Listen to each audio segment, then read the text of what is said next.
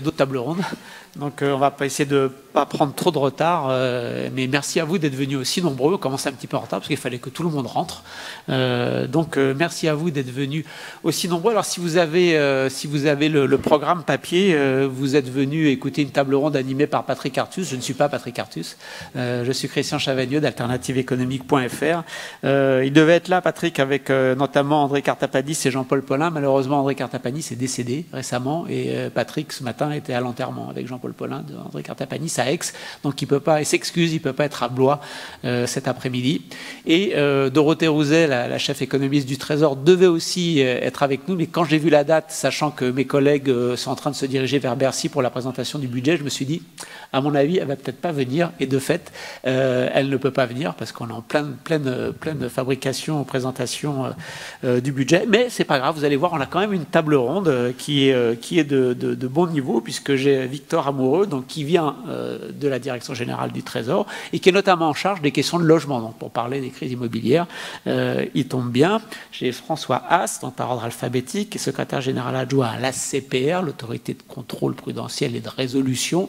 Donc la résolution, c'est-à-dire quand il y a une faillite, on essaie que ce soit de manière un peu ordonnée. C'est ça la résolution? Et si on fait bien notre travail, il n'y en a pas. Et si vous faites bien votre travail, il n'y en a pas, en charge du pôle de stabilité financière. Et puis tout de suite à côté de moi, Delphine Lautier, donc, qui est professeure de finance à cette belle université Dauphine, puisque j'ai fait une bonne partie de mes études, et responsable du conseil scientifique de l'autorité des marchés financiers. Le résultat, il est bien connu. L'immobilier peut représenter un risque pour les banques et pour les acteurs de la finance, et en même temps que de l'autre côté, les innovations financières peuvent poser quelques problèmes à l'immobilier. Quand vous mettez tout ensemble et qu'on se coupe bien, ça peut faire une grande crise, y compris pour l'économie réelle et pour nous de l'autre côté. Alors bien sûr, on peut penser au subprime, mais j'ai été étonné en travaillant sur les grandes crises financières de l'histoire de m'apercevoir que dans les années 30, il y avait aussi des gens qui disaient « vous inquiétez pas, prêtez donc aux particuliers beaucoup d'argent, puis s'ils ne peuvent pas rembourser, je me substituerai à vous. » Évidemment, au moment où arrive la crise, ils se plantent. Et puis, ce qu'on appelle la titrisation des crédits immobiliers, c'est-à-dire vous êtes une banque, vous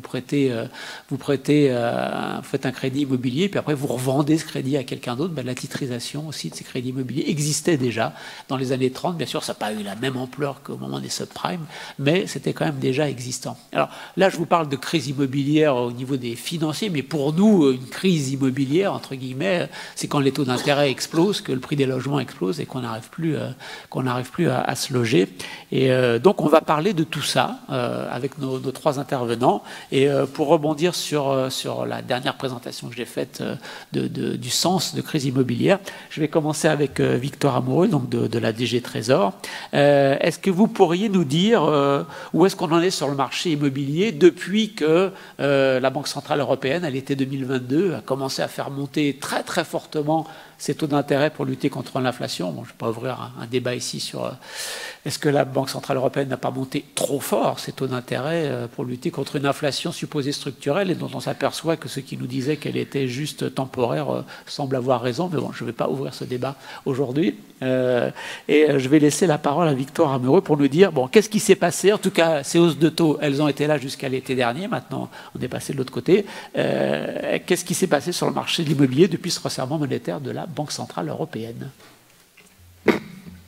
Bonjour à tous, merci beaucoup de m'accueillir ici, merci Christian, et désolé je suis très heureux de remplacer Dorothée Rouzet.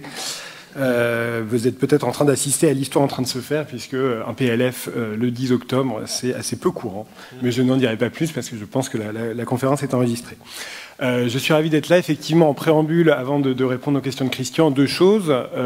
La Banque Centrale Européenne et la politique monétaire est indépendante, donc je suis tenu de ne pas m'exprimer sur la politique monétaire. Donc à ce titre, je ne pourrais pas du tout répondre à la question qui n'a pas été posée, de savoir si la Banque Centrale a eu raison ou tort de relever ses taux aussi fort. Et la deuxième chose, c'est que je ne suis pas non plus là pour vous conseiller si vous devez acheter ou vendre, et je me garderai bien de prendre un tel risque. Je vais essayer surtout de vous décrire un petit peu rapidement les principales dynamiques à l'œuvre aujourd'hui sur le marché immobilier, ou plutôt les marchés immobiliers, notamment celui de la construction, en essayant de vous faire comprendre les causes de ce qu'on observe aujourd'hui. Donc la première cause, et ça c'est purement descriptif, c'est pas du commentaire, c'est que la Banque Centrale Européenne, donc alors je me permets de rentrer dans les détails, dans la base des choses, pour être bien pédagogique, la Banque Centrale Européenne, qui est donc la banque des banques, face à l'inflation, a relevé ses taux directeurs à l'été 2022 de manière effectivement forte, c'est-à-dire les taux auxquels elle-même va prêter aux banques, à nos banques habituelles, et ces hausses de taux directeurs ont été répercutées par les banques sur les taux de crédit dans leur ensemble, crédit à la consommation, et entre autres les taux de crédit immobilier, qui ont donc fortement augmenté entre 2022 et 2024. Donc quand on regarde les taux moyens des crédits, des nouveaux crédits à l'habitat, on est passé d'un point bas de environ 1,1%. Donc si on a parmi vous qui ont emprunté dans les années 2021-2022, ça doit être à peu près à ce taux-là, à un maximum de 4% à peu près fin 2023, début 2024. Donc depuis le début de l'année, c'est ce qui est donc sur la courbe noire de mon graphique, depuis le début de l'année, les taux redescendent un petit peu, les taux de crédit immobilier, et la Banque Centrale Européenne a, par 2 fois déjà, diminué ses taux directeurs. Donc il y a une corrélation évidente, enfin une causalité même, entre la hausse des taux directeurs et la hausse des taux d'intérêt, et cette hausse des taux d'intérêt a pour effet également mécanique, toute chose égale par ailleurs, de rendre les ménages emprunteurs, ou les entreprises également, moins solvables, sauf si leurs revenus augmentent en parallèle ou que les prix de l'immobilier baissent, et on va voir ça un petit peu après. Mais si vous voulez, à salaire égal et à prix égal, passer d'un taux de 1% à 4%, ça réduit de 30% la capacité d'emprunt d'un ménage sur 25 ans. Donc ça a eu pour conséquence d'assécher la demande de crédit immobilier, ce qui se traduit exactement dans la baisse donc, des bâtons bleus que vous voyez, la baisse du volume de crédit distribué par les banques, qui a été divisé par presque 2 entre le pic autour de mi-2022 et le creux qu'on a eu au premier trimestre 2024. Donc ça c'est pour le panorama. Et en termes de perspective, on voit une certaine reprise du crédit depuis le deuxième trimestre, qui est encore fragile. On voit qu'il y a certains points qui sont un petit peu plus élevés que les précédents, mais qui sont pas forcément. On n'est pas sur une dynamique de reprise extrêmement marquée, mais qui est immédiatement liée à cette baisse de taux qu'on observe également. Ça a eu pour conséquence cette baisse du crédit immobilier par définition, assécher le marché des transactions immobilières. Ce qu'on voit donc d'une part sur l'ensemble des transactions, c'est-à-dire neuf et anciens. Le neuf, c'est à peu près 30% des transactions totales, le reste c'est de l'ancien, qui ont diminué donc ces transactions de 30% sur 2 ans.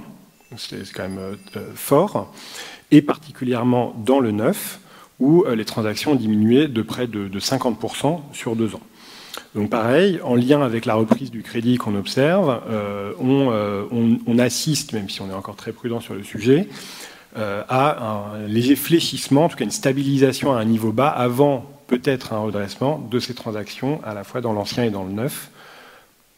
Et comme je vous l'ai dit, la construction neuve est particulièrement touchée, puisque quand on regarde donc, ce qu'on appelle les autorisations, c'est-à-dire en gros les permis de construire, on est aujourd'hui sur un niveau moyen qui est de l'ordre de 25% par rapport à l'avant-crise Covid. Et sur les mises en chantier, c'est-à-dire vraiment la construction, on est plutôt sur 30%, voire 35% de baisse par rapport à l'avant-crise. Donc effectivement, à la question notamment qu'on se pose tous, est-on en crise immobilière ? Sur la construction neuve, on peut dire qu'effectivement le secteur, enfin l'activité actuelle dans la construction neuve est extrêmement dégradée par rapport à son niveau qu'elle avait dans les années 2010 notamment, qui était un niveau par ailleurs assez important. J'y reviendrai un peu plus tard. Mais en tout cas sur ce segment-là, c'est important de bien qualifier les choses, en ayant quand même à l'esprit que la construction neuve n'est pas toute l'activité du secteur du bâtiment. Notamment, vous et moi faisons des travaux dans notre logement, d'entretien-amélioration, qui représentent à peu près la moitié de l'investissement des ménages dans le bâtiment. Et enfin, la construction neuve n'est pas non plus tout le logement, puisque en moyenne, chaque année, structurellement, on construit 1% du parc de logement en plus. Donc, 1% chaque année, c'est beaucoup. On n'est pas sur sur le grain de sable, mais on n'est pas non plus sur le gros caillou en termes de blocage du marché du logement dans son ensemble, c'est-à-dire à la fois la propriété et la location, et le neuf et l'ancien. Et je parlais tout à l'heure des facteurs qui pouvaient contrebalancer cette hausse des taux qui a tendance à désolvabiliser les emprunteurs. C'est notamment la question des prix immobiliers. Parce que si votre taux d'intérêt a triplé, mais que le prix du bien que vous souhaitez acheter a lui-même diminué à due concurrence, à la fin, pour vous, à salaire égal, c'est la même chose. Sauf que ce qu'on observe, particulièrement dans cette crise, notamment quand on la compare à la crise de 2008-2009, c'est que les prix, en tout cas de manière, les prix affichés, ce qu'on appelle en nominal pour nos économistes, ont diminué beaucoup plus tardivement que l'ajustement par les quantités. Et donc, en économie, généralement, on aime bien dire que l'ajustement se fait soit par les prix, soit par les quantités. Et il a plutôt eu tendance sur le marché de l'immobilier, et donc particulièrement sur la construction neuve, qui est la courbe en noir, où on voit que les prix baissent très peu. Le marché s'est beaucoup plus ajusté par les quantités que par les prix. Alors ce que je dis, et je finirai ma réponse là-dessus, mais ce que je dis est un petit peu moins le cas depuis les derniers trimestres, où on assiste quand même à un ajustement des prix un peu plus marqué, et particulièrement dans certaines zones. Donc depuis le pic, en gros, sur les prix, neufs et anciens, on a diminué de 6% les prix immobiliers. À Paris, par exemple, on est à moins 12%. De baisse de prix, ce qui est quand même assez sensible. Et quand on compare par ailleurs en réel, c'est-à-dire en ajustant de la hausse des prix par ailleurs sur l'ensemble des produits, on est plutôt sur une baisse France entière de l'ordre de 10 à 14% selon l'indice des prix. Donc c'est pas une baisse qui est complètement négligeable, elle s'accélère sur les derniers trimestres, mais elle reste quand même bien inférieure aux moins 30, moins 40% qu'on peut voir sur le marché des quantités. Donc voilà pour le panorama un petit peu du marché de l'immobilier. Merci. Du coup, comme c'est la Banque Centrale Européenne qui a monté les taux, ça veut dire qu'on n'est pas le seul pays qui a connu ces hausses de taux d'intérêt. Est-ce que vous pouvez nous comparer la situation française avec la situation des autres pays européens? Et puis, c'est pas la première fois non plus qu'on a des hausses des taux en France. Donc, est-ce que vous pouvez aussi nous comparer, si vous avez des informations sur ce qui s'est produit avant et cette crise, entre guillemets, d'aujourd'hui par rapport à d'autres crises? Alors tout à fait, effectivement, donc la Banque Centrale Européenne par définition applique une seule politique monétaire à l'ensemble des pays de la zone euro. Et en fait, quand on regarde, c'est un peu quand on se regarde, j'ai oublié l'expression, mais quand on se compare, on se rassure. C'est-à-dire que sur les transactions dans leur ensemble, alors il n'y a pas tous les pays européens, à la fois par souci de lisibilité sur mon graphique et parce qu'ils ne sont pas tous disponibles, notamment l'Allemagne et l'Italie ne renseignent pas leurs données dans l'Eurostat. Mais quand on regarde le volume des transactions donc sur le neuf et sur l'ancien à l'échelle européenne, on voit que la France, c'est-à-dire en rouge, on est à peu près dans la moyenne européenne, c'est-à-dire qu'on a des pays comme l'Espagne, par exemple, où les transactions immobilières avaient énormément augmenté en sortie de Covid. Elles ont augmenté dans tous les pays européens par effet tout d'un coup de redémarrage de l'économie et parce qu'à l'époque, la politique monétaire et budgétaire était plus accommodante qu'aujourd'hui. Donc elles ont démarré dans tous les pays européens, mais dans certains pays, notamment en Espagne, les transactions immobilières, l'Espagne qui avait par ailleurs connu une grave crise immobilière dans les années 2010, donc également par effet de rattrapage à ce moment-là, mais où les transactions immobilières avaient beaucoup augmenté, donc ça baisse partout, ça baisse à peu près au même rythme, mais donc là mon graphique est en indice base 100 en 2015, c'est-à-dire que le niveau auquel on se compare, c'est le niveau le nombre de transactions en 2015.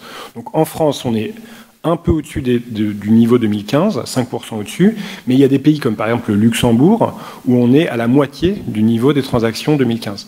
Donc tout ça dépend en fait également des structures de prix et de crédit, on en parlera, mes collègues en parleront, je pense tout à l'heure, donc je ne reviendrai pas forcément là-dessus, mais de crédit et de prix, c'est-à-dire qu'il y a eu des pays, notamment des pays nordiques, où les prix en sortie de Covid immobilier ont eu tendance à beaucoup plus augmenter qu'ils n'ont augmenté chez nous. Ils ont augmenté chez nous, mais pas autant que dans certains pays.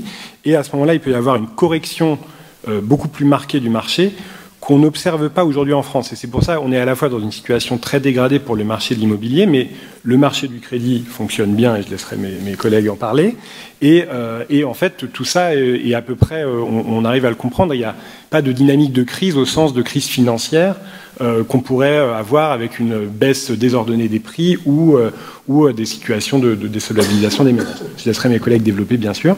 Mais donc, en tout cas, en européen, on n'est pas dans une anomalie. Et enfin, quand on regarde par rapport à l'historique, alors on est effectivement, donc ça c'est le nombre des autorisations de logement, donc des permis de construire, en France depuis les années 80, et on constate deux choses. D'une part, effectivement, là c'est la dernière année échue en 2023, donc on est à 372 000 autorisations 23. Bon, quand on regarde aujourd'hui en cumulé sur 12 mois, c'est-à-dire quand on regarde alors le dernier point, je crois que c'est de août 2023 à août 2024, on est plutôt autour de 350 000, donc on est quand même plus bas. On est vraiment dans le point bas de l'ensemble des autorisations depuis 40 ans. Donc on est effectivement très bas. Ensuite, il y a eu d'autres périodes où les autorisations de construction neuve ont diminué fortement, et c'était notamment le cas, et de manière encore plus forte, pendant la crise de 2008, où l'ajustement avait été marqué. Et enfin, la dernière chose, avant, bien sûr, enfin, je laisserai mes collègues compléter là-dessus, bien évidemment, mais c'est que la spécificité française, qui parfois, et j'en sais quelque chose, puisque les ministres, nos différents ministres s'étaient exprimés sur le sujet l'année dernière, est parfois critiquée. On s'endette tous quasiment à taux fixe, sur durée de 25 ans maximum, 27 ans dans certains cas, avec souvent des cautions et non des hypothèques, contrairement à d'autres marchés. Donc on a un marché du crédit qui est plutôt ceinture et bretelle. Et ça fait qu'en période de crise et où les taux d'intérêt augmentent, on a tout d'un coup beaucoup moins de capacité d'emprunt. Mais, et c'est là, d'une part, ça a un effet sur la stabilité financière dans son ensemble, je vais pas m'avancer là-dessus, mais ça peut aussi avoir un effet qu'on constate de préservation des autres marchés. Donc en termes de crise, il y a aussi l'effet de la crise que la crise sur le marché du logement peut avoir sur l'économie en général. Et donc ça, la structure de taux qui est une spécificité française, on voit donc que là, la part des crédits à taux variable en France est extrêmement faible. On n'est qu'à 5% de crédits à taux variable, contre, alors malheureusement, c'est pas sur le graphique, désolé, mais en Suède, on est à 80% de taux variable. Donc on a des marchés structurels de crédit qui sont très éloignés. Voilà pour le sujet, et j'ai des choses sur la macro-prudentielle, mais je passerai parce que je pense que ce sera la CPR qui en parlera beaucoup mieux que moi. Du coup, des variations de taux d'intérêt, des fortes hausses de taux d'intérêt de la Banque centrale, il peut y en avoir beaucoup. Il y en a eu dans l'histoire, il y en aura sûrement d'autres. Est-ce qu'il y a un moyen est-ce que vous avez des propositions, même peut-être des pistes pour que ces cycles politiques monétaires un petit peu accentués ne se transmettent pas trop en crise immobilière, entre guillemets? Alors c'est une question à laquelle on n'a pas de réponse sur étagère, comme on dit. On n'a pas de réponse magique, et c'est vraiment une question fondamentale que l'interaction des cycles monétaires et des cycles réels. Mais je dirais qu'on a deux choses qu'on peut mettre en perspective dans une volonté d'améliorer la résilience du marché. La première, du marché de la construction et du logement en général. La première, c'est la question de la rénovation. Donc, je l'ai dit tout à l'heure, la moitié de l'investissement des ménages dans le logement, c'est aujourd'hui de l'entretien-amélioration. Donc, de la rénovation énergétique, mais aussi des travaux de rénovation, de changement de murs. Alors, c'est ce qu'on appelle le gros entretien. Donc, c'est quand même des gros travaux, mais c'est de l'entretien-amélioration. Donc, c'est la moitié de l'investissement des ménages. Le reste étant l'investissement dans la construction, donc vraiment dans la construction de nouveaux logements. Et ça, on constate, alors il y a un peu la question, est-ce que c'est plus ou moins dépendant que la construction neuve des taux d'intérêt? Là-dessus, on n'a pas de réponse forcément définitive. Simplement, quand vous vous endettez sur 25 ans et quand vous achetez un bien à hauteur de 250 000 €, vous allez beaucoup plus regarder les conditions de crédit que quand vous devez faire des travaux de rénovation, qui soient énergétiques ou non, dans votre logement, qui vont vous coûter 10 ou 20 000 euros et que vous allez rembourser sur 3 à 4 ans. Donc, en ce sens-là, les taux d'intérêt, qui sont le loyer, ce qu'on appelle le loyer de l'argent, peuvent être un peu moins un facteur déterminant pour les travaux de rénovation. Et de même, les décisions des ménages sont prises, bien évidemment, à la fois par des facteurs monétaires, donc de rentabilité, et des facteurs non monétaires, notamment pour les personnes qui sont donc propriétaires occupants, puisque en France, plus de la moitié des ménages est propriétaire de son logement, et où vous avez tout simplement envie un jour d'être mieux dans votre logement, et donc vous allez, si vous êtes en capacité financière de le faire, investir dans des travaux d'entretien de votre logement, même si la rentabilité de ces travaux est moins assurée qu'à d'autres périodes. Donc ça peut être un petit peu moins dépendant, et ce qu'on constate tant pour les ménages que pour le secteur lui-même, c'est que les perspectives très très dégradées dans la construction neuve ne se retrouvent pas de la même manière dans l'entretien-amélioration. Le secteur de l'entretien-amélioration, donc les artisans, électriciens, plombiers, etc., n'est pas aujourd'hui non plus dans une santé olympique, mais se maintient beaucoup mieux et soutient l'activité du secteur beaucoup plus que la construction neuve. Et enfin, sur ce sujet des investissements en rénovation, c'est aussi une nécessité de long terme, puisqu'on estime que le besoin d'investissement à la fois public et privé et dans le logement pour notamment la décarbonation du secteur est au-delà de 35 milliards d'euros en 2030 dans un rapport de la DG Trésor donc, que je représente ici et chiffré par le rapport Pisani-Ferry-Mahfouz à environ 26 milliards d'euros en 2030 contre à peu près une quinzaine de milliards d'euros aujourd'hui. Donc on a un besoin pour répondre aux objectifs climatiques d'investir davantage dans la rénovation. Et enfin, la deuxième piste, et je serai très bref là-dessus, simplement pour faire un peu de pub pour un travail qu'on a publié cet été. La deuxième piste, c'est qu'en France, on est un pays où on construit structurellement beaucoup depuis des dizaines d'années. On est le pays, on dispose du deuxième parc de logements par habitant dans l'OCDE. C'est un sujet toujours très controversé. Il y a un excellent papier de l'USH qui vient de sortir sur le sujet des besoins en logement. Et en tout cas, au niveau global, on a plutôt tendance à considérer, en tout cas du point de vue gouvernemental, qu'on a construit de manière générale plus que les besoins, notamment en résidence principale. Donc on a construit pour d'autres usages. Et du coup, on a un parc de logements existants, notamment les logements vacants, qui est très important. Et on a plus de 3 millions de logements vacants.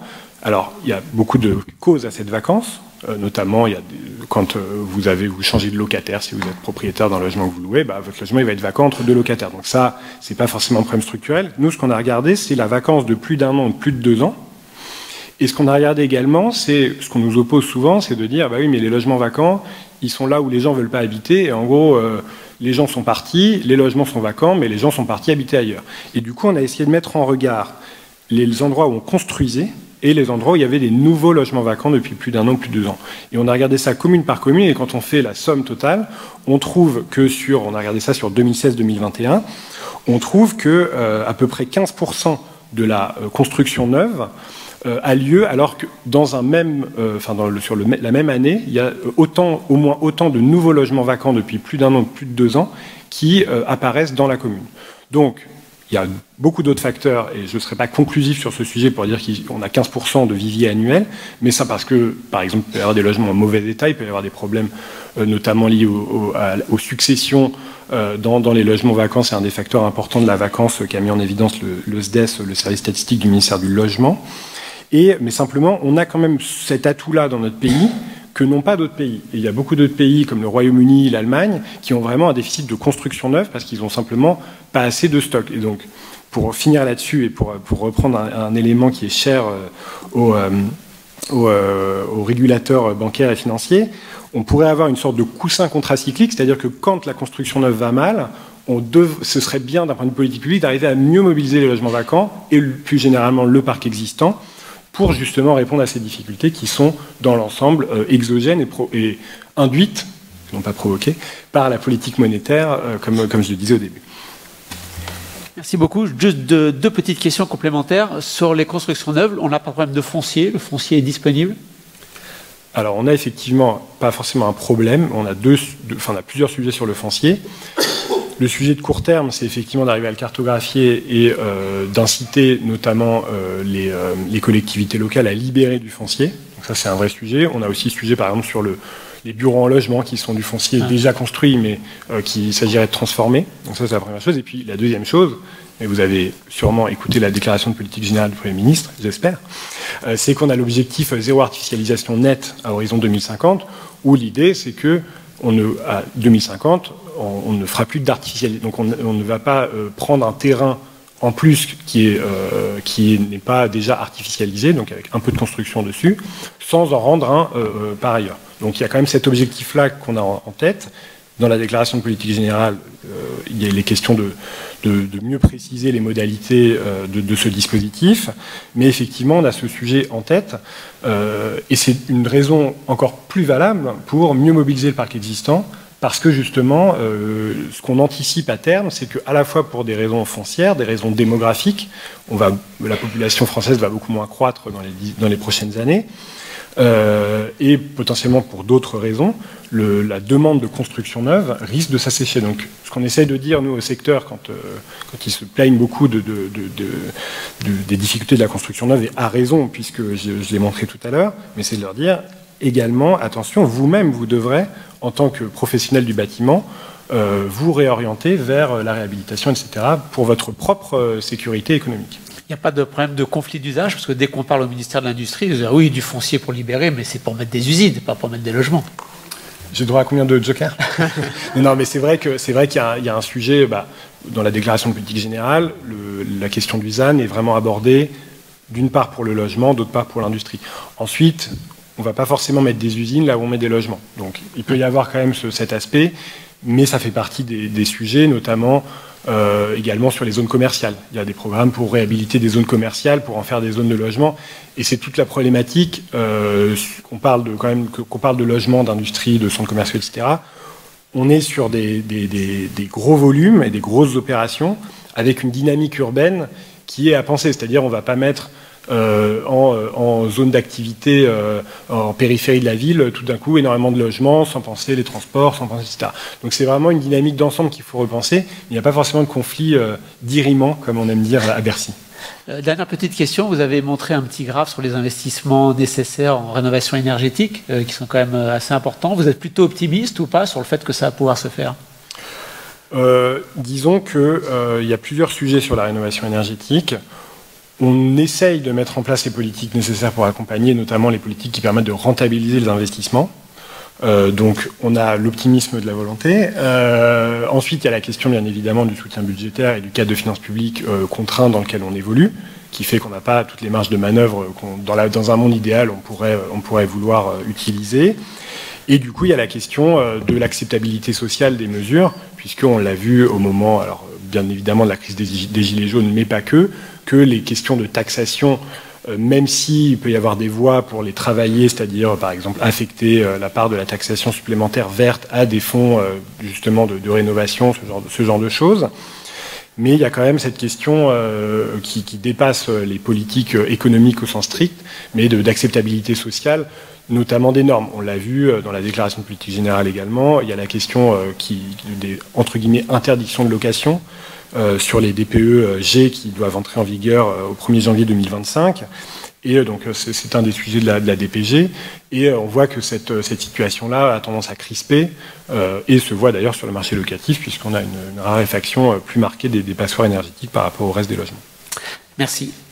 François, je me tourne vers vous. Donc, pendant très longtemps, le régulateur bancaire s'occupait, ce qu'on appelle d'une régulation micro-prudentielle. Il regardait chacune des banques. Puis il s'est dit, peut-être que si chacune des banques n'a pas trop de risques, quand on regarde l'ensemble du secteur, risque d'une banque peut faire un risque général. Donc, on va passer à une politique macro-prudentielle. Donc, vous allez nous expliquer déjà ce que c'est qu'une politique macro-prudentielle et qu'est-ce que ça donne quand on l'applique au marché immobilier. Merci. C'est à droite. Pardon, voilà, ok. Pardon. Merci beaucoup. Je suis très heureux d'être ici et de parler de ce sujet qui reste un sujet très chaud, je dirais, ces derniers temps. Alors, politique macro. Alors, je voudrais déjà préciser, je représente à la fois la Banque de France et la CPR. donc à la fois l'aspect micro et l'aspect macro. Et en incident, si vous souhaitez qu'on discute aussi de politique monétaire, et est-ce qu'on a monté les taux trop vite, trop fort, je suis tout à fait disponible, on peut le faire par la suite. J'ai bien entendu.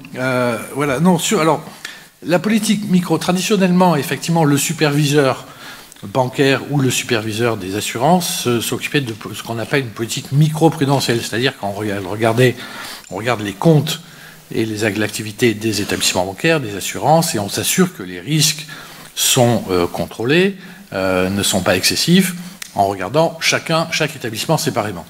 Ensuite, effectivement, et ça date essentiellement de la crise de 2008, on s'est rendu compte que même en ayant des établissements bien régulés au niveau micro-prudentiel, on n'avait pas nécessairement le monitoring, le contrôle, une vision d'ensemble de l'ensemble des risques et de l'ensemble des risques portés par le système financier. D'où le passage le complément qui a été fait, qui consiste à mettre en place des politiques macro-prudentielles qui regardent donc les risques au niveau du système dans son ensemble. En un mot, l'idée c'est de se dire, même si chaque banque ou chaque assureur, chaque fonds d'investissement fait son boulot proprement, ça ne veut pas dire qu'au niveau du système, les risques sont stabilisés et sont contrôlés. Parce qu'il y a des choses qui échappent à chacun des acteurs pris individuellement.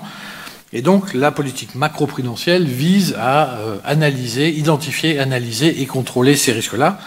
Et de fait, elle est partagée entre les banques centrales et les différents superviseurs. Ce n'est pas une prérogative de la CPR en France ou de l'AMF. D'ailleurs, c'est une politique partagée.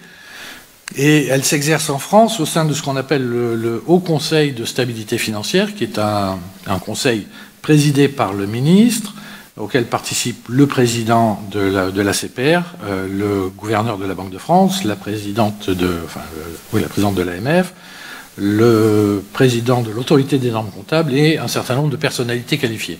Et c'est cet organisme qui décide, sur proposition du gouverneur de la Banque de France, des politiques macro-prudentielles qui doivent être mises en place. Alors, et de fait, encore une fois, je reviens à la crise de 2008, mais elle a montré, même s'il y a eu d'autres crises par le passé, elle a montré à quel point le marché de l'immobilier, le secteur du logement, pouvait être une source de crise majeure, pas seulement pour le système financier, mais également pour les ménages, pour les emprunteurs. En définitive, ce qu'on a vu aux États-Unis, c'est une faillite massive d'un nombre énorme d'emprunteurs immobiliers qui avaient emprunté dans des conditions insoutenables. Leurs emprunts avaient été en bonne partie titrisés par les banques avec des techniques que personne ne comprenait véritablement. Et le jour où le marché a commencé à baisser, le jour où le marché immobilier a baissé, parce que les prix ne font pas qu'augmenter, à un moment ou à un autre, les prix immobiliers baissent, c'est le cycle économique normal, nombre de ces emprunteurs se sont retrouvés dans l'incapacité de rembourser, se sont retrouvés en faillite. Alors, Victor l'a mentionné en passant, il y a un certain nombre de dispositifs en France qui évitent qu'on se retrouve dans cette situation-là. Mais quand même, ça reste un risque. Et tous ces crédits immobiliers qui avaient été titrisés sans qu'on en maîtrise véritablement, sans que les acteurs de cette titrisation en maîtrisent véritablement les risques, ont explosé. C'était la première incarnation de la titrisation. Aujourd'hui, ce qui se fait en matière de titrisation est très différent, Dieu merci. Mais on a vu l'ampleur de cette crise et les dégâts que ça pouvait occasionner. Donc la politique macro-prudentielle appliquée au marché immobilier, elle vise à prévenir le développement de ce genre de situation. Dans le cas de la France, cette politique, alors Victor l'a mentionné ici, on a un marché immobilier qui est très... tous les marchés immobiliers sont très spécifiques en termes de structure de financement. C'est très très différent d'un pays à l'autre. En France, on a des particularités qui sont des facteurs de résilience très forts. Le fait que l'essentiel des prêts sont des prêts à taux fixe. Alors effectivement, lorsque les taux d'intérêt montent, ça veut dire que vous avez plus de mal à rentrer sur le marché. Ça coûte plus cher. Mais par contre, lorsque vous êtes déjà emprunteur, vous êtes insensible à cette hausse des taux. C'est la banque qui gère ce risque de hausse des taux, c'est pas le ménage. C'est une très grosse différence avec beaucoup de marchés, en particulier le marché américain, mais aussi beaucoup de marchés européens, où le prix, où les taux sont des taux variables et s'ajustent régulièrement au niveau des taux de marché. Et donc le poids de la hausse des taux se ressent immédiatement dans le bilan et sur le portefeuille des ménages. La deuxième particularité, c'est qu'on a un marché qui n'est pas un marché hypothécaire au sens traditionnel du terme, dans le sens où on définit le marché hypothécaire comme un marché dans lequel le bien que vous achetez, pour lequel vous empruntez, va servir de garantie au banquier. Si vous ne pouvez pas rembourser, votre bien est saisi par votre prêteur. Une des particularités de ce marché hypothécaire, c'est que la valeur de votre prêt est très largement dépendante, ou la valeur de votre garantie est très largement dépendante de la valeur du marché immobilier sous-jacent. Le jour où le marché, où les prix baissent, le marché immobilier baisse, votre qualité de crédit vis-à-vis de votre banquier diminue. Vous êtes moins solvable parce que le bien qui sert de garantie vaut moins cher qu'au moment où vous avez emprunté. Et donc, il faut maintenir cette valeur vis-à-vis du prêteur. Et ça peut occasionner des difficultés majeures pour les emprunteurs. Ça peut les forcer à vendre leurs biens. En France, on a un système qui est essentiellement, pour à peu près les 2/3 des prêts, un système de prêt garanti. C'est-à-dire que les institutions bancaires, en particulier, ont mis en place des systèmes d'assurance. Et votre prêt immobilier, c'est un prêt normal, garanti par une assurance. Ce qui veut dire que là aussi, vous êtes immunisé, en quelque sorte, lorsque vous avez emprunté contre les hausses et les baisses du marché immobilier sous-jacent. Ça, ce sont des facteurs de résilience qui sont extrêmement forts pour le marché français. Et de fait, ce qu'on voit sur longue période, c'est qu'on a en France un des taux de défaut immobilier parmi les plus faibles au monde. Ça se traduit très concrètement par des taux d'emprunt immobilier qui sont parmi les plus bas en Europe et qui sont restés, même dans cette phase de hausse des taux récente, qui a permis de contenir l'inflation, les taux d'emprunt en France sont restés plus bas que dans la plupart des pays européens.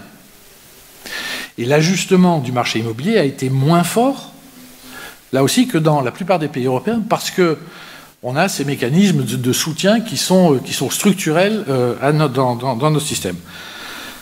Pour autant, le fait qu'on ait ces facteurs-là ne nous préserve pas contre le développement des risques et contre le développement de bulles immobilières.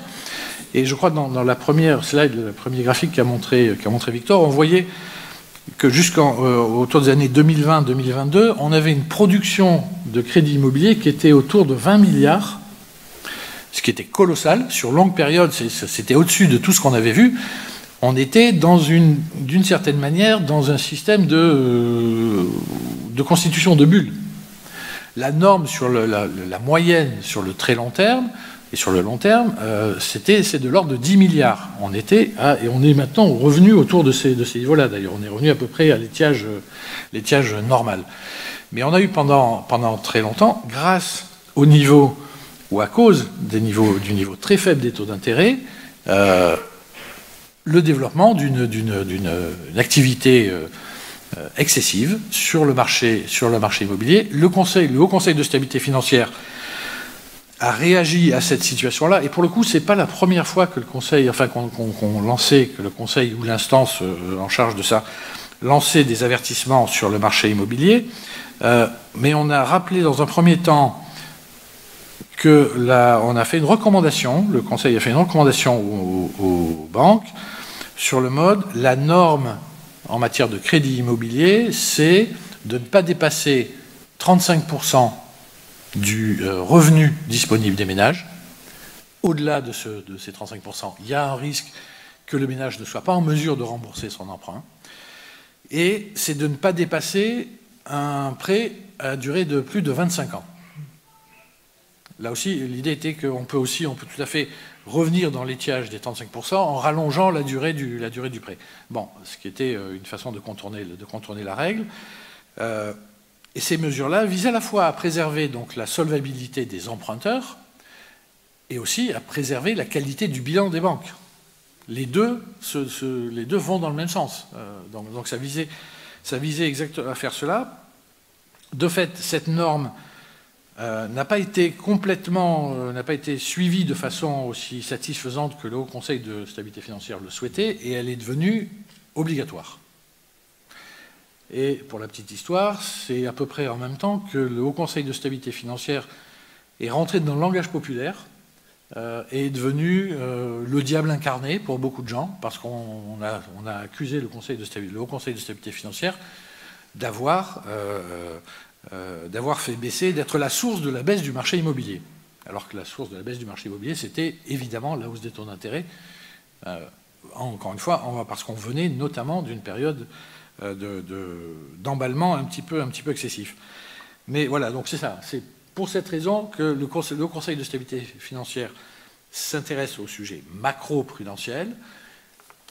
Un des sujets cœur du macro-prudentiel, c'est le marché immobilier, parce on a vu dans le passé les dégâts que ça pouvait occasionner lorsqu'une bulle immobilière explosait. Et le Conseil travaille notamment en mettant en place des recommandations ou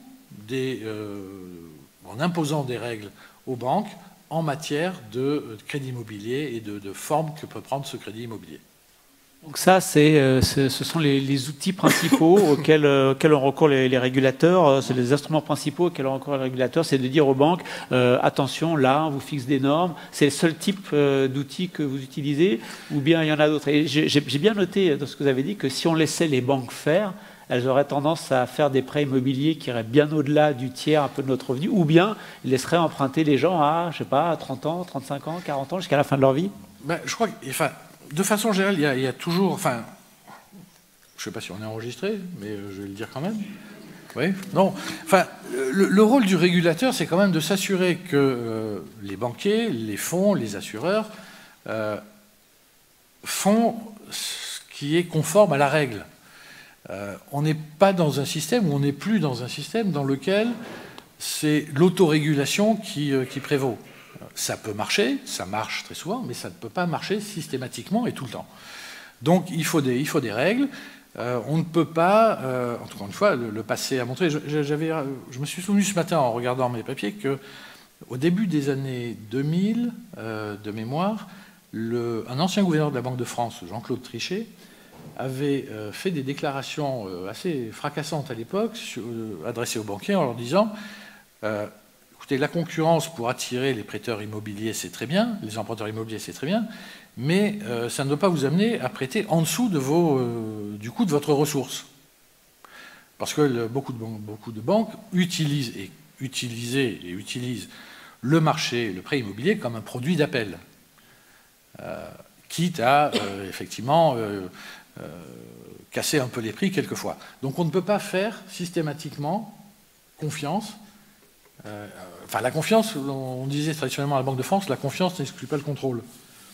Il faut contrôler, il y a des règles, il faut les respecter. Et encore une fois, ces règles ne sont pas sorties d'un chapeau comme ça au fond d'un bureau de la rue de Valois, mais ça correspond à l'expérience qu'on a eue dans le passé des crises immobilières, aussi bien en France qu'à l'étranger.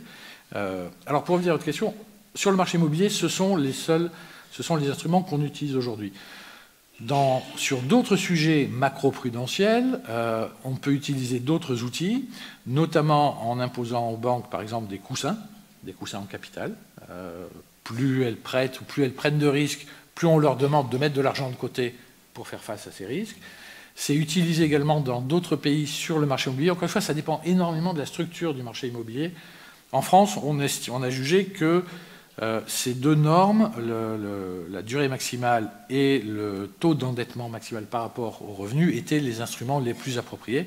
On a quand même laissé une marge de flexibilité non négligeable aux banques pour pouvoir prêter en dehors de ces critères-là. Parce qu'il y a toujours des cas particuliers, et donc il faut avoir une certaine souplesse dans la règle. Mais il y a quand même pour l'essentiel du marché immobilier, ces règles-là, ce sont ces deux règles-là qui s'appliquent.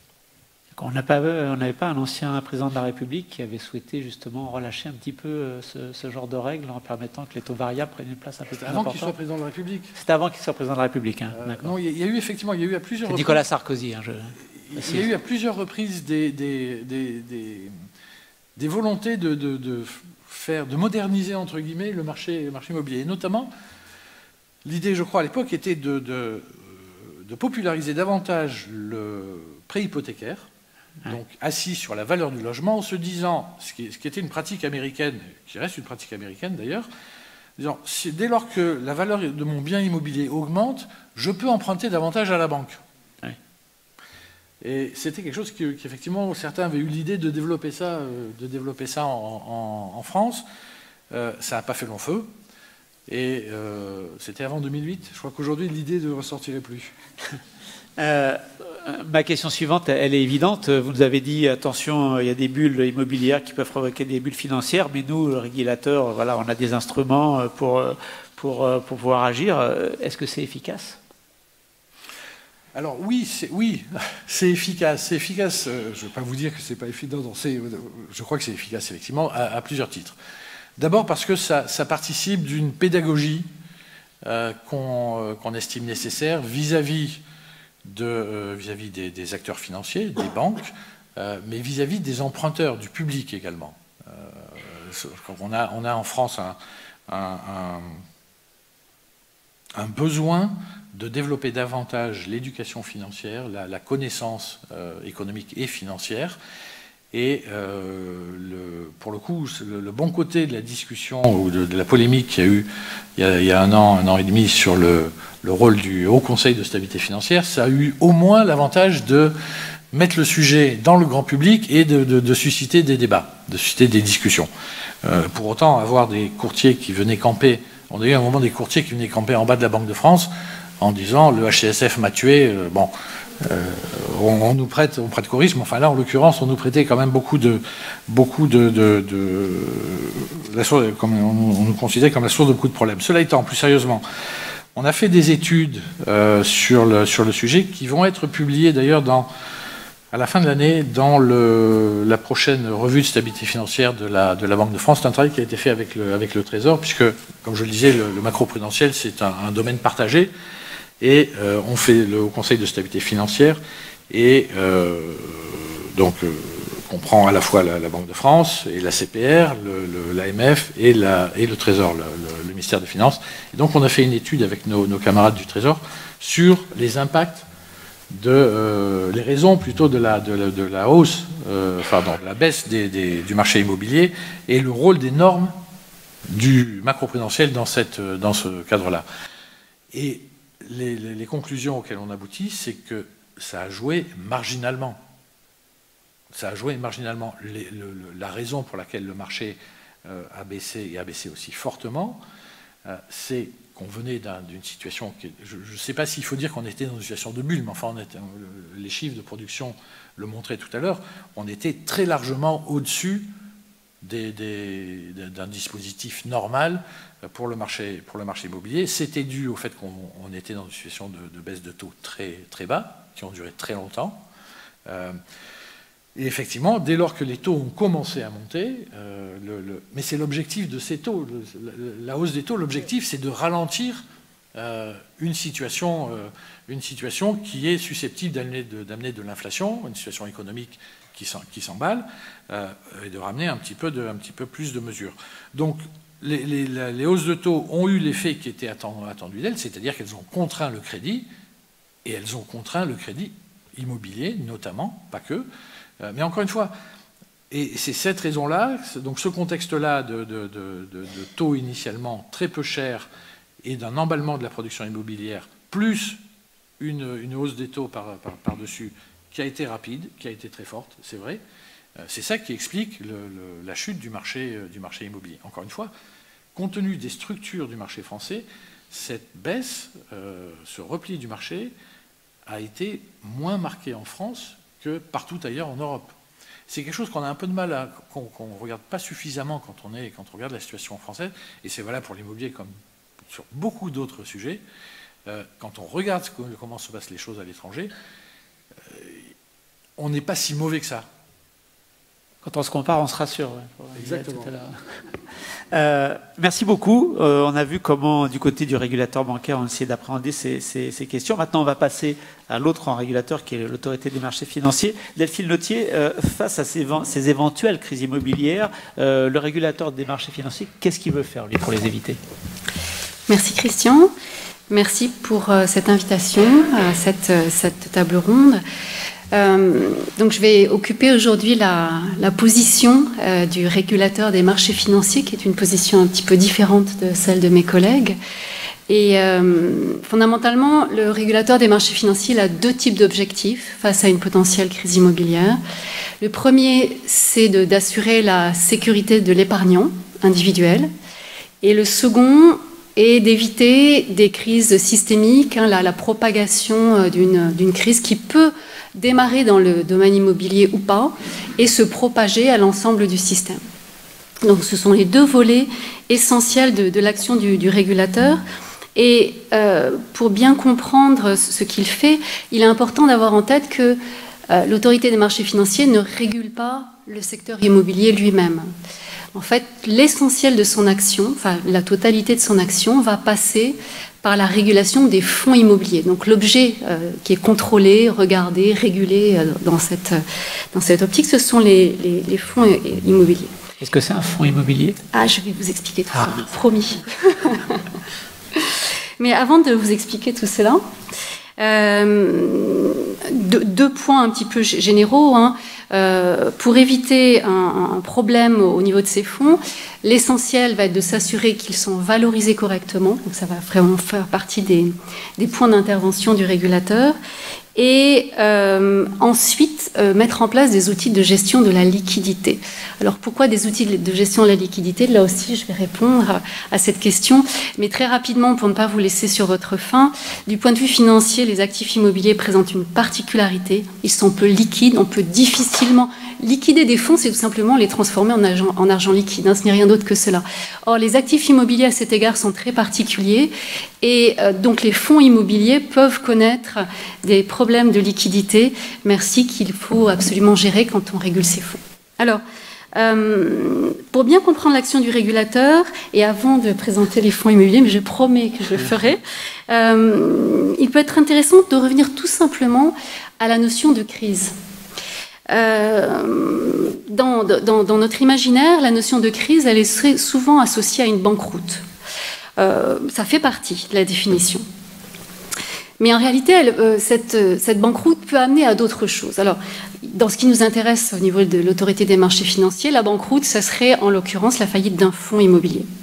Et on comprend immédiatement que la faillite d'un fonds immobilier peut avoir un impact sur l'investisseur individuel qui peut être parmi nous, qui a mis son épargne dans ces fonds. Mais il n'y a pas que des investisseurs particuliers dans les fonds immobiliers, il peut aussi y avoir des banques, des investisseurs institutionnels, d'autres institutions financières, en bref. Et donc, l'investisseur institutionnel qui lui-même est en danger parce que le fonds a fait faillite peut, par réaction en chaîne, provoquer des difficultés au sein de l'ensemble du système. Donc, on voit immédiatement qu'au-delà de la situation individuelle de l'épargnant, eh bien, ce qui est déjà problématique, va se poser toute la problématique de la contagion à travers le système financier. Or, le système financier est très fortement connecté. Et c'est ce que j'essaierai de vous présenter aujourd'hui. Et le grand problème, c'est que le risque de contagion, c'est difficile à gérer. C'est difficile à gérer parce que déjà, c'est difficile à quantifier. À partir de quand sommes-nous en crise réellement? Quel est l'événement déclenchant? Alors, a posteriori, quand on fait le post-mortem, quand on parle, si j'emploie la terminologie des régulateurs, a posteriori, on comprend. On se dit que, quand BNP Paribas, en 2008, a suspendu la cotation de ses fonds parce qu'il y avait des subprimes et on ne s'y attendait pas, le 7 août 2008, on se rend compte que c'était une date clé. La faillite de Lehman Brothers, c'était une date clé. A posteriori, n'empêche que le régulateur américain a laissé Lehman Brothers faire faillite en se disant c'est une banque pour des fonds privés, je n'ai pas de problème avec ça. Donc c'est très compliqué de gérer et d'apprécier correctement à l'avance ce que c'est qu'une crise. Et puis, dans notre monde actuel, des choses qu'on n'avait pas encore en 2008, on a clairement des effets démultiplicateurs qui peuvent rendre ces effets de propagation encore plus importants. Et à cet égard, même si ce n'est pas une crise immobilière, les crises auxquelles nous avons assisté dans le domaine de la Silicon Valley, crise bancaire, complètement propagée par les systèmes de communication aujourd'hui montre qu'on a aujourd'hui face à nous des effets démultiplicateurs de la propagation des crises que nous n'avions pas avant et qu'il nous est à cœur de réguler. Et enfin, pour comprendre ce que c'est qu'une crise, au-delà des effets multiplicateurs, il faut connaître les canaux de propagation. Alors ces canaux de propagation, ils nous ont été déjà bien expliqués. On retrouve bien évidemment les taux d'intérêt et l'intervention de Victor nous a beaucoup servi pour comprendre cela. On retrouve évidemment la stabilité du système bancaire, la solidité des bilans bancaires dont on s'assure. Et puis on retrouve la santé du secteur de la construction, le taux d'endettement des ménages, donc beaucoup de choses. Et c'est ce qui rend ce sujet passionnant, c'est que le secteur immobilier, il est non seulement du point de vue financier pur au cœur de beaucoup de choses, mais en plus au niveau économique en tant que tel, eh bien, il est également central. Vous aviez promis d'expliquer ce que c'était qu'un fonds immobilier. Voilà, j'arrive. C'est maintenant. C'était pour vous laisser le plaisir de me poser la question. Alors, quelle est la particularité? Quelles sont les particularités de ces crises immobilières du point de vue de l'AMF? Alors, du point de vue de l'AMF. Alors, ces crises immobilières sont particulières. Déjà parce que l'immobilier en tant qu'actif est un petit peu particulier. Donc, je vais revenir sur ce point pour ensuite montrer quelles sont les spécificités des fonds immobiliers. Pourquoi, du point de vue financier, les biens immobiliers sont si spécifiques? Parce que c'est ce qu'on appelle dans le jargon financier des actifs tangibles. Alors on met tangibilité en face de fongibilité. C'est vrai que c'est quelque chose de pas du tout liquide. Quand on veut vendre un bien immobilier, on sait tous, vous et moi je suppose, on a eu l'occasion de rencontrer ce genre de situation dans notre vie ou à travers nos proches. C'est long, ça demande une expertise réelle. Et en cas de crise immobilière, si à un moment donné, on a des fonds immobiliers qui détiennent des actifs physiques de l'immobilier qui souhaitent les vendre, cela peut prendre du temps. Et cela demande en plus une expertise très importante. À titre de comparaison, si on compare le travail que représente, sans aucun mépris en la matière, si on compare le temps d'évaluation d'une obligation du Trésor américain ou français, ou peu importe, sur un marché liquide, qui peut être réalisé au niveau de la nanoseconde, et le temps qu'on peut mettre à l'évaluation de votre appartement, c'est pas tout à fait la même chose. Et en fait, le problème, c'est que ces actifs immobiliers-là vont être le support de fonds financiers qui, eux, vont avoir éventuellement des exigences de liquidité. Donc voilà, l'immobilier est d'abord un actif spécifique, tout ce qui relève de la valorisation, de la liquidation de ces actifs est très lent. Cela représente une part très importante du patrimoine des ménages, donc qui dit crise immobilière peut également dire crise de confiance, très importante. Et enfin, ça je crois que j'ai déjà eu l'occasion de le dire, le marché immobilier est lié au secteur de la construction, au secteur de l'économie dans son ensemble. Alors, maintenant, les investissements dans le marché immobilier. Aujourd'hui, investir dans des fonds immobiliers, donc c'est l'objet de la régulation de l'AMF, peut se faire par plusieurs types de moyens qui sont accessibles aux particuliers et aux investisseurs institutionnels. Pour vous donner quelques chiffres, aujourd'hui, le total des encours dans les fonds immobiliers représente environ 200 milliards d'euros. Alors quand on commence à avoir des gros mots comme ça, de milliards, ça ne parle pas toujours nécessairement. Pour vous donner un élément de comparaison, le PIB français en 2023, c'était 2800 milliards d'euros. Et le patrimoine financier total des ménages, 6200 milliards d'euros. Donc on est sur quelque chose, 200 par rapport à 6200, qui est quand même assez conséquent. Alors, comment investit-on dans l'immobilier? Les profils et les possibilités sont très variés, ce qui veut dire qu'en termes de gestion des risques associés, c'est très varié aussi.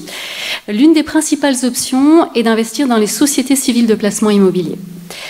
Donc, ces sociétés civiles vont permettre de détenir une part dans un portefeuille d'actifs immobiliers, des bureaux, des commerces, des logements, tout en percevant des revenus locatifs. Ça, c'est l'essentiel, en réalité, de l'investissement immobilier, en particulier des individuels. L'autre option est d'investir dans des organismes de placement collectif, les OPCI, qui, eux, vont combiner immobilier physique, on achète vraiment de la pierre, et immobilier papier, c'est-à-dire actifs financiers liés à l'immobilier. On peut également acheter des produits purement financiers qui, eux, vont être très liquides, très faciles à mobiliser en cas de besoin de la part des ménages. Et enfin, la quatrième grande catégorie, c'est ce qu'on appelle les fonds d'investissement privés, qui là proposent accès à des projets très spécifiques et à des investisseurs avertis. Donc ce qui intéresse l'AMF, ce sont ces 4 grandes catégories de fonds et qui, en termes de risque, ne se comportent pas du tout de la même façon. Pardon. Et du coup, quel type d'outils, en tant que régulateur, vous disposez pour pouvoir essayer de maîtriser ces différents types d'investisseurs et les éventuels soucis qu'ils pourraient poser? Alors, au niveau de l'AMF, le régulateur a des missions de surveillance, de prévention et de gestion des risques immobiliers.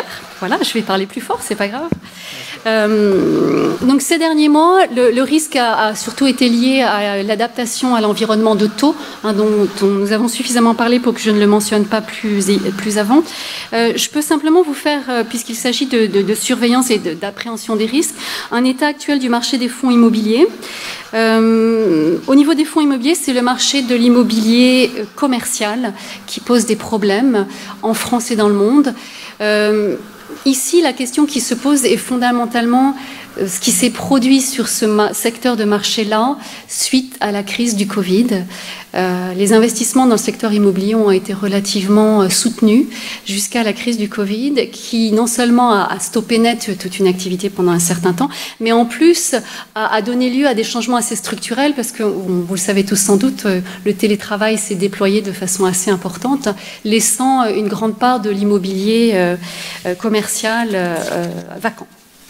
Donc, le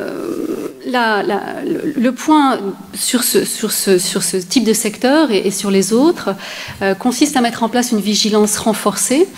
Que veut dire une vigilance renforcée? Bien, d'abord, essayer, ça peut même passer par la loi, puisque ça aboutit à une législation, de faire en sorte que la valorisation des fonds immobiliers soit correcte. Ce qui n'est pas simple, puisque, comme je vous le disais, le sous-jacent, le produit immobilier lui-même n'est pas facile à gérer. Or, on comprend que si on est le gérant d'un fonds immobilier, on a d'un côté ce dans quoi nous avons investi, imaginons la pierre, quelque chose de lent à mettre en œuvre, à liquider, à valoriser. Et puis de l'autre côté, éventuellement des épargnants qui, en période de crise, peuvent vouloir récupérer leurs fonds. Et là, les problèmes procycliques mentionnés par mes collègues sont tout à fait à même d'intervenir. C'est-à-dire que je suis un gérant de fonds, il y a un besoin de financement de la part de mes investisseurs qui veulent récupérer leur collecte. À un moment donné, si je suis obligée de vendre les immeubles qui sont à l'actif de mon fonds, je vais faire éventuellement une vente un petit peu en détresse, un peu rapide, parce que j'ai besoin de liquide, et ça va entraîner une baisse du niveau de la valeur de mon immeuble. Les transactions suivantes vont être basées sur cette transaction, et on peut avoir ainsi une forte chute du marché de l'immobilier. Donc le premier point, c'est d'assurer une valorisation peut-être plus fréquente que ce n'était le cas jusqu'à présent des biens détenus par les fonds immobiliers, et ensuite gérer la liquidité. Cette difficulté, cette asymétrie que connaissent les produits financiers immobiliers, avec cette faible liquidité des actifs et les requêtes en termes de liquidité forte, sont aujourd'hui de plus en plus gérées. Ce sont des outils qui ont été mis en place à la suite de la crise de 2008. Les crises nous apprennent beaucoup, hélas. Et donc ces outils de gestion de la liquidité sont de plus en plus adoptés par les fonds et vont, on l'espère, pour l'instant de toute façon il n'y a pas d'énormes inquiétudes en termes de liquidité et d'immobilier, vont permettre de gérer ces problèmes de liquidité. Alors comment fait-on en pratique? Parce que c'est bien beau d'eux. On demande au fonds d'avoir un coussin de trésorerie pour pouvoir répondre à des demandes. Ensuite, on a à cœur le traitement égalitaire des épargnants. Dans le cas d'une crise, on a parfois envie, en tant qu'épargnant, d'être le premier à sortir parce que voilà, on se dit que nous, peut-être, nous allons récupérer notre argent, mais le voisin, celui de juste après, n'aura peut-être pas cette chance. Donc, il y a une tendance à se précipiter, entre guillemets, au guichet. Et on met en place, au niveau de l'AMF, des solutions qui ramènent une forme d'égalité pour les investisseurs, de façon à ce que, à la limite, tous attendent et se voient offrir un prix qui n'est peut-être pas aussi intéressant que ce qu'ils auraient pu espérer s'ils étaient présentés le premier, mais qui, d'une certaine façon, met tout le monde sur le même pied et évite également les ventes en détresse d'actifs physiques des fonds. Voilà comment faire. Au-delà de ces actions, donc, qui sont vraiment des outils de gestion simples, enfin, des outils de gestion purs sur les fonds, il y a bien évidemment la coordination avec les autres régulateurs, puisque je pense que vous l'aurez compris à travers cette table ronde, tout cela est très, très connecté. Donc, il y a des actions conjointes menées avec la CPR, la Banque de France, le Trésor et le Haut Conseil de stabilité financière. Il y a la communication, l'établissement de rapports réguliers sur l'état des fonds, sur la situation plus ou moins critique sur certains segments de fonds, en faisant bien attention évidemment à ce que la communication elle-même n'entraîne pas de panique. Et là, c'est la question de la confiance qui est absolument importante dans cette problématique des fonds immobiliers. Assurer la confiance sans inquiéter trop les épargnants pour ne pas créer de crise. Je vous remercie. Merci beaucoup. On a le temps de prendre 4, 5 questions. Voilà. Oui, mais bien sûr, une réaction. Un tout petit mot. Simplement pour mentionner, parce qu'on a... Enfin, ça me semble très, très important. Ce qu'on a décrit ici, aussi bien ce que fait le Conseil de stabilité financière, la Banque de France, la CPR, l'AMF, on en retrouve l'équivalent au niveau européen. Non, enfin, à la fois dans tous les pays européens, mais également on a un certain nombre d'agences financières européennes qui fédèrent les AMF locales, ça s'appelle l'ESMA. On a l'équivalent pour les banques, ça s'appelle l'EBA et le SSM. Donc ces dispositifs-là, y compris dans leur dimension macro-prudentielle, le travail qu'on fait, enfin, il y a un dispositif européen qui correspond à ce qu'on fait en France. Il y a une coordination qui se fait en France, mais qui se fait également au niveau européen, parce qu'on a affaire à des marchés qui sont de toute façon des marchés internationaux, enfin européens et en fait internationalisés. Donc on ne peut pas, si on travaillait chacun dans notre coin, sans coordination, ça ne marcherait pas. Voilà. Merci, c'était un point important à souligner. Est-ce que vous avez des questions que vous souhaiteriez poser à nos intervenants? Alors, on en a une là-bas déjà, il y en a ici, 2. Alors, est-ce qu'il y a des micros? Voilà, un micro qui arrive, qui va vous permettre, puisque c'est enregistré. Voilà, donc vous avez juste au premier rang, juste devant vous, monsieur, voilà. Merci beaucoup. Oui, je voulais vous dire, dans le titre du sujet, on parlait de crise immobilière. Or, la crise immobilière, vous nous avez parlé des mécanismes financiers de l'immobilier. Dans la crise immobilière, il y a un autre aspect qui n'est peut-être pas d'ailleurs l'objet de cette conférence. C'est la personne à faible revenu qui ne parvient pas à se loger. Donc, c'est tout le problème du secteur des habitations à loyer modéré, des HLM ou des immeubles à loyer normal, avec l'intervention massive financièrement des pouvoirs publics par des mécanismes de financement, caisse des dépôts et consignations, mobilisation des fonds d'épargne, etc. Il y a un deuxième aspect qui paraît tout à fait important aussi dans la crise immobilière, c'est l'intervention des pouvoirs publics en dehors des mécanismes de marché et de régulation de marché pour faire baisser certains taux. C'est le débat sur le prêt à taux zéro. On nous parle beaucoup, notamment dans le cadre de la préparation du projet de loi de finances, sur l'utilité de maintenir, d'étendre ou de supprimer, pour certains, le prêt à taux zéro. Donc la crise immobilière, elle peut dépasser le problème strict du dialogue entre l'emprunteur et le prêteur sur un marché financier qui obéit à une règle que vous avez énoncée, mais qui n'est pas toujours politiquement un marché pur et parfait. Voilà. Alors ce n'est pas une question que je pose, c'est une observation, et vous allez peut-être me répondre que ça pourrait faire l'objet d'une autre conférence. Et vous auriez raison. Merci beaucoup. Il y avait une autre question devant aussi, s'il vous plaît. Non, juste devant. Devant, voilà, ici. Voilà, par là. Je peux prendre le micro. Oui, vous avez un micro. Je peux quand même intervenir sur la question qui vient d'être posée en tant qu'ancien président de 3F Centre de Volard, qui est l'un des opérateurs régionaux au titre des HLM, et dont le président actuel est juste derrière moi. Pour savoir que nous n'avons pas été gênés dans ces derniers temps, malgré tout ce que l'on peut dire, par les autorisations qui nous étaient chichement consenties dans certains cas. On a été beaucoup plus gênés par l'évolution effectivement du taux, en l'occurrence de la Caisse d'épargne, même s'ils ont été très limités, puisque le fait d'avoir plafonné à 3% a évité d'aller trop haut, et donc, mais ça a forcément régulé là aussi le secteur effectivement HLM, mais le facteur le plus important, ça a été l'augmentation des coûts du bâtiment. C'est-à-dire que ce qui fait qu'on n'a pas pu construire un certain nombre de logements alors qu'on avait les autorisations de le faire, c'est le fait que quand vous avez une sortie de pli avec 25% de plus que ce que l'on avait prévu 18 mois avant, lorsqu'on avait lancé le programme, ben vous ne lancez pas l'opération. Vous attendez que les choses se tassent, et c'est ce qui se passe actuellement, et on arrive à sortir les dossiers. Donc, ça pour dire que, oui, il peut y avoir une politique qui est mise en œuvre, qui n'est pas à la hauteur de ce que l'on peut souhaiter, et dans l'instantané, c'est normal qu'on ait ce jugement, mais les choses sont plus compliquées, disons. Voilà. La question que je voulais poser, parce que c'est le sujet, la crise immobilière, et je suis désolé parce qu'on va sortir complètement de l'Europe, mais ça m'intéresse de savoir si vous avez les moyens de nous dire ce qui se passe réellement en Chine, parce que dans ce monde interdépendant, on parle beaucoup de la crise immobilière en Chine.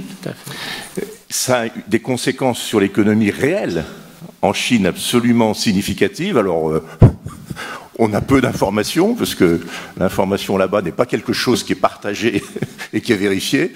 Mais est-ce que vous avez des éléments qui permettent avec un peu de recul, puisque ça fait déjà 2-3 ans qu'on en parle, de nous dire un peu ce qui se passe et les conséquences que ça peut avoir pour notre économie réelle? Merci, c'est très clair. Est-ce qu'il y a une autre question, intervention, madame? Oui, le micro arrive. Oui, bonjour. Alors ma question, c'est peut-être un peu hors sujet, mais j'aurais aimé savoir le lien entre tout ce qu'on vient de voir, donc le lien entre acheteurs et banques, vis-à-vis des locataires, vis-à-vis des loyers. Parce que comme vous l'avez dit tout à l'heure, 50% des Françaises sont propriétaires, donc 50% ne sont pas propriétaires. Donc quelle incidence a tout ce macrocosme sur les loyers et comment est-ce que c'est encadré? Merci. Très pertinent aussi. Est-ce qu'il y a une autre volonté de prise de parole? Non? Pas plus que ça. Bon, il nous reste encore 10 minutes. Je me tourne vers Victoire Amoureux. Une petite réponse? Oui, merci pour toutes ces questions pertinentes. Donc, pour répondre à la première intervention de monsieur, effectivement, le secteur du logement social, c'est à peu près 18% du parc de résidence principale en France. Donc, on a déjà, de manière générale, c'est un acteur de la politique du logement extrêmement important, vous l'avez dit, qui est alimenté par des systèmes de financement plus ou moins publics ou parapublics, mais en tout cas qui sont très réglementés, et c'est un acteur majeur.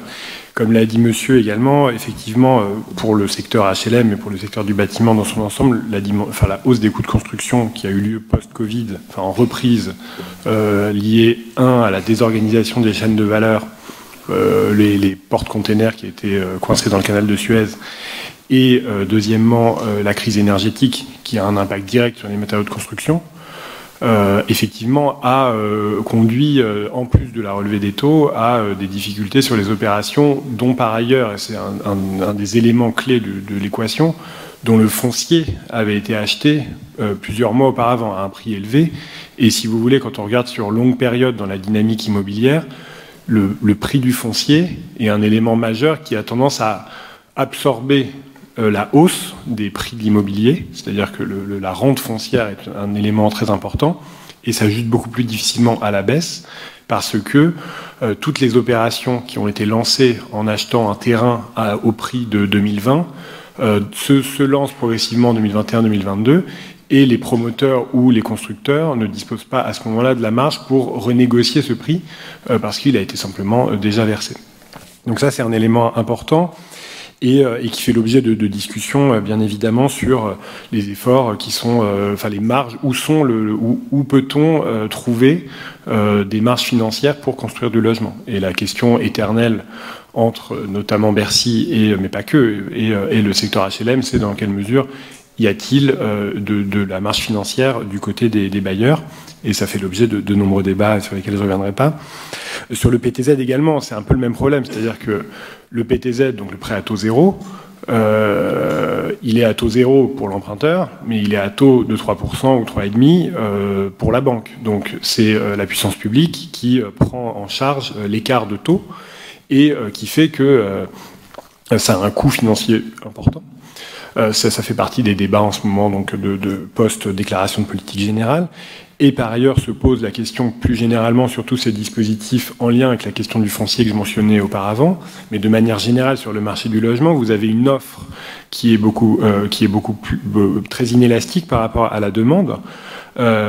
Les aides de manière générale et les dispositifs de défiscalisation ou les aides de type prêt à taux zéro peuvent avoir tendance, il y a beaucoup de travaux d'économistes, mais c'est aussi les mêmes mécanismes qu'on constate sur les allocations logement, etc., à se transmettre soit dans les loyers, soit dans les prix immobiliers. Donc il y a la question un peu pour les pouvoirs publics de savoir comment concilier des enjeux de court terme et des enjeux de long terme. C'est-à-dire pour ne pas entretenir une spirale qui, in fine, ne sert à rien, c'est-à-dire de solvabiliser d'un emprunteur pour que les prix montent et qu'il y ait encore besoin de solvabiliser d'un emprunteur. Donc tout ça est une dynamique très compliquée à prendre en compte, notamment dans la situation dans laquelle on est. Donc j'ai répondu sur les coûts du BTP également. Sur la Chine, alors on n'a pas beaucoup plus d'informations. En tout cas, moi, mon bureau ne suit pas la Chine au Trésor. De fait, je pense que ce qu'il faut surtout se dire, c'est que la situation immobilière en Chine est très différente de ce qui se passe en Chine est très différent de ce qui se passe en France. C'est-à-dire que vous avez des énormes promoteurs qui sont soutenus très fortement par de l'argent public et qui représentent un poids systémique qui relève beaucoup plus de la régulation du système bancaire et financier et qui effectivement sont en grande difficulté parce que justement, et ça revient sur toutes les questions qu'on posait, la valeur des actifs qu'ils pensaient détenir, c'est-à-dire la valeur des immeubles qu'ils pensaient construire, est beaucoup plus faible en réalité que ce qu'ils avaient anticipé. Et donc ça pose des vrais problèmes en Chine. Et du coup, les conséquences pour notre économie directement sur l'immobilier, elles ne passent pas par ce canal. C'est pas parce que l'immobilier va mal en Chine qu'il va aller mal en France. En revanche, ça peut avoir des conséquences par la réduction de la demande en Chine, donc adressée à la France. Ça peut avoir plutôt des conséquences indirectes via l'impact macroéconomique d'ensemble. Merci François. Merci. Peut-être sur la Chine, je peux me risquer à compléter ce que Victor a dit. Il se trouve que jusqu'à il y a 2 ans, 1 an et demi, j'étais en poste à Singapour pour la Banque de France, avec comme mission notamment de surveiller les économies asiatiques. Donc on a passé beaucoup de temps sur la situation chinoise. Il y a plusieurs couches de problèmes qui se sont développées en Chine. D'abord, le système est tel que les ressources des gouvernements locaux en Chine sont essentiellement les ressources qu'elles tirent de la vente du foncier. C'est pas le même système que ce qu'on connaît nous. Leur ressource principale, c'est pas la fiscalité, c'est la vente du foncier. Donc on a eu la mise sur le marché de beaucoup de terrains qui ont été effectivement achetés à bon compte par des promoteurs, très souvent soutenus par la puissance publique, parce qu'il fallait que chacun ait un logement et la démographie, jusqu'à il y a quelques années, la démographie chinoise était restée dynamique. Et puis, effectivement, lorsque l'activité économique a ralenti, lorsque la croissance tendancielle chinoise, on était il y a 10 ans sur des taux de l'ordre de 6 à 8%, on est aujourd'hui sur des taux de croissance annuelle de l'ordre de 2 à 3% au mieux. Donc ce ralentissement a mis en péril un certain nombre de promoteurs qui étaient devenus des monstres qui faisaient à la fois de la promotion immobilière, du placement financier, de la construction de batteries électriques. Enfin bon, c'était des conglomérats très difficiles à contrôler. Et tout ça s'est effondré notamment parce que Donc la croissance économique a diminué et la demande a disparu. Il n'y avait plus de demande solvable pour ces constructions. Et il y avait en parallèle, à côté de ça, des promoteurs qui étaient dans une situation de quasi-faillite. Et certains ont fait faillite, d'autres ont été rachetés par des concurrents avec le soutien de la puissance publique pour maintenir le système à flot. Mais c'est d'une certaine manière, la Chine a payé à travers ça un modèle de croissance qui, depuis 40 ans, est fondé sur le développement de l'immobilier et les exportations. Et ça fait 40 ans que les Chinois expliquent qu'ils sont en train de changer de modèle de croissance au profit de la consommation intérieure et de l'investissement intérieur. Et ça fait 40 ans qu'ils n'y arrivent pas. Juste en un mot, parce qu'il nous reste 2 minutes, est-ce qu'il y a des risques chez nous qui viennent de Chine? Non, enfin les risques, je crois que Victor l'a très bien dit, les risques, pour nous les risques sont les risques liés au ralentissement structurel de la Chine, et ce que ça veut dire en termes de flux commerciaux pour nous, et ça se traduit de façon très immédiate, notamment parce qu'ils n'arrivent pas à changer de modèle de croissance par des niveaux d'exportation qui restent extrêmement importants. Ça nous impacte directement. C'est un marché moins dynamique qu'il l'a été pour nos exportations, mais ce n'est pas le marché immobilier qui va avoir des impacts, d'autant plus, et on retombe sur les questions de stabilité financière au sens large, d'autant plus que le système financier chinois est assez peu interconnecté avec le reste du monde. Donc les promoteurs chinois qui se cassent la figure ou les banques chinoises qui ont des difficultés, ça n'a pas d'impact chez nous. Effectivement, c'est un élément important. Delphine, un mot? Non, j'aurais vraiment un mal d'en dire plus que sur les loyers, personne n'a répondu. Alors un tout petit point sur les loyers, juste pour conforter vraiment le canal de transmission de la crise chinoise se fera par l'économie, pas par la financiarisation de l'immobilier. Sur les loyers, qui n'est absolument pas mon domaine, mais je peux juste vous dire qu'au niveau de l'AMF et de la surveillance qui est faite de la valeur des fonds immobiliers, il y a 2 éléments dans la valeur d'un fonds. Je vous ai parlé de la valeur de l'immeuble lui-même. Il y a également la valeur des loyers, qui sont les revenus perçus par les détenteurs de parts de fonds immobiliers, qui sont une part importante de cela. Et en termes d'observation simplement de ce qui se passe, il n'y a pas de constat de baisse des loyers. Victor, 30 secondes sur les loyers. Oui, sur les loyers, juste pour, en théorie financière un peu basique, la valeur d'un bien, d'un actif, dépend de la somme des loyers futurs. Donc ça, normalement, on pense que c'est plutôt dans l'autre sens que ça joue, c'est-à-dire le loyer d'un logement, ce qu'on peut en attendre, va déterminer son prix. Ce qu'on constate quand même sur longue période, c'est notamment les discussions de Jacques Frigide, qui s'appelle le tunnel, enfin qui a consacré une expression qui s'appelle le tunnel de Frigide, c'est-à-dire que les prix immobiliers, les prix de vente, se sont beaucoup décorrélés des loyers de manière générale depuis 20 ans. C'est-à-dire que les prix ont beaucoup plus augmenté que n'ont augmenté les loyers. Et un des facteurs récents, même si le tunnel, la sortie du tunnel de Frigide est sur beaucoup plus longue période, mais un des facteurs récents, c'est que les loyers dans le parc privé, parce que les loyers dans le parc social sont régulés bien sûr, mais dans le parc privé, les loyers ont été sous-indexés l'an dernier, c'est-à-dire que leur hausse ne pouvait pas dépasser 3,5%, alors que la formule normale liée à l'inflation les aurait conduits à une hausse beaucoup plus importante. Donc pour le moment, les loyers ont augmenté en nominal, mais pas forcément par rapport moins que le reste des prix. Et la question effectivement importante, c'est en cas de baisse des prix immobiliers, est-ce que ça peut avoir un impact sur les loyers, au sens où ce serait le sens inverse, qui serait les acheteurs face à une baisse des prix, attendant moins de loyers pour rentabiliser leurs biens à long terme, est-ce que ça pourrait conduire à une détente des loyers? C'est vraiment une question, c'est prendre le problème dans l'autre sens, donc j'ai pas de réponse, d'autant plus que, comme on l'a dit tout à l'heure, les prix s'ajustent, mais avec beaucoup plus de retard et avec une bien moindre ampleur que ce qu'on aurait pu attendre. Voilà, donc pour essayer de répondre à votre question sur ce sujet. Merci beaucoup. Il nous reste à applaudir et remercier nos 3 intervenants, intervenantes. Merci.